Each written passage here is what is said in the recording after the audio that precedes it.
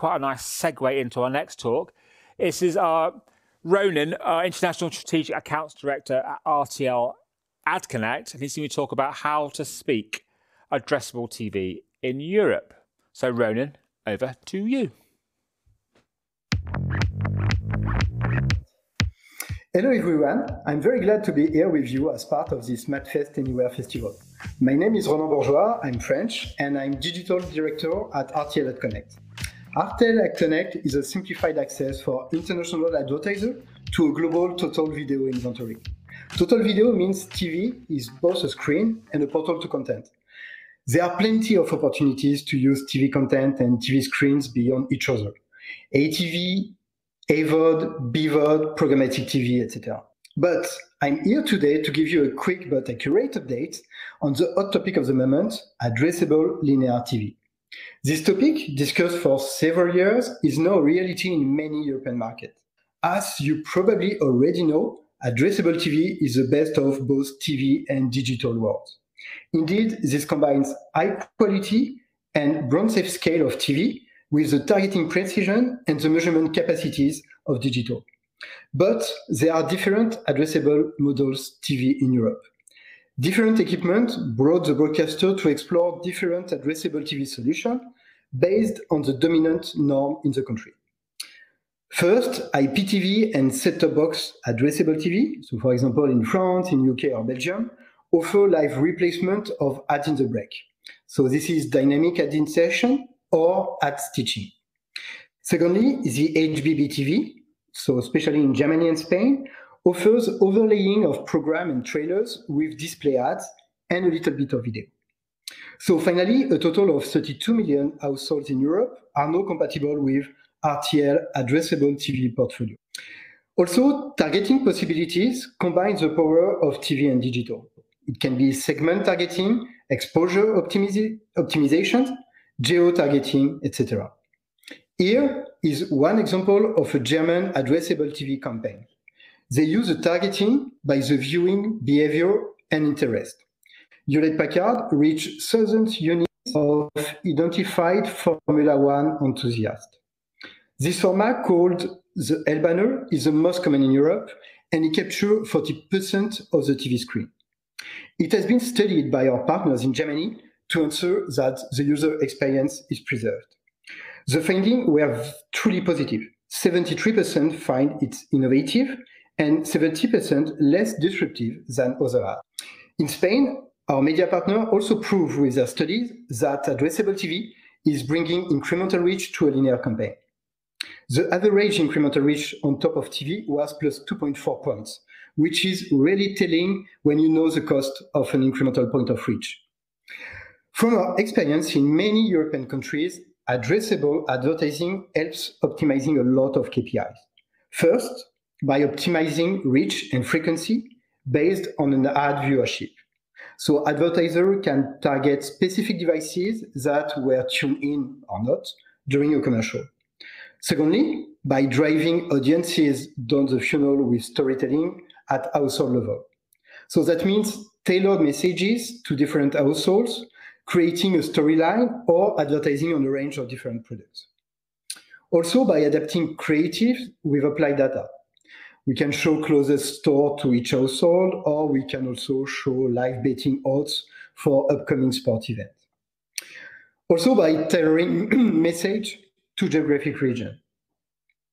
And more important, with cross-device technology to address all screens.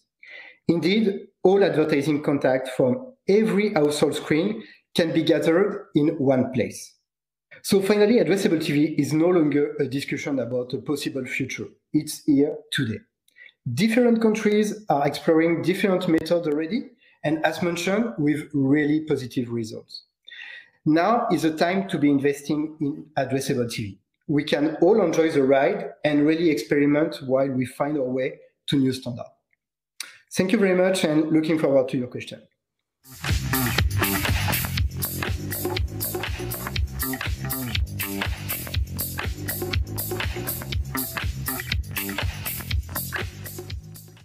Ronan, thank you so much. Great insight into addressable TV. So let's go through the questions we've got coming in. First one here from Gloria. She asks, do you think we'll see a uniformisation of ATV formats across Europe, ATV ad formats across Europe? So finally, as it is the same for the TV media, we will have to adapt regarding the culture of each market and also the technology of each market. So, for example, for the German, to have a display ad on the TV screen is totally normal. For French, for Belgian people, it's more complex.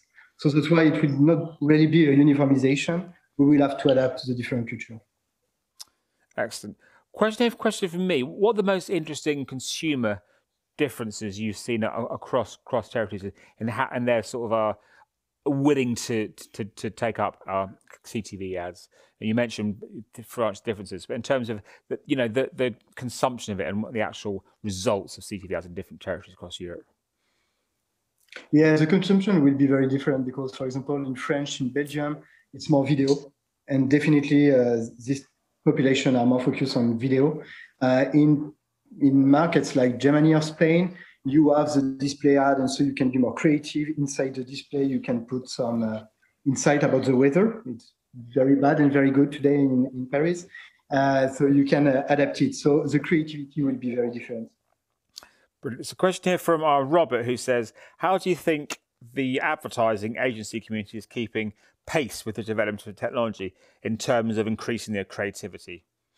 I guess, I love the way you talked about storytelling across CTV ads, but yeah, is the creative community keeping pace?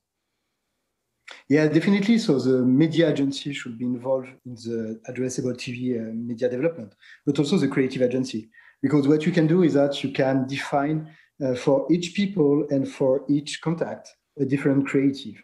So for example, you can have a first creative with a first contact with a first creative, and then you can develop your storytelling and your funnel for each contact. So you can have a different creative for the same product, or you can have different products. So that's why it will give more possibility to tell some story to the consumer thanks to this addressable TV format.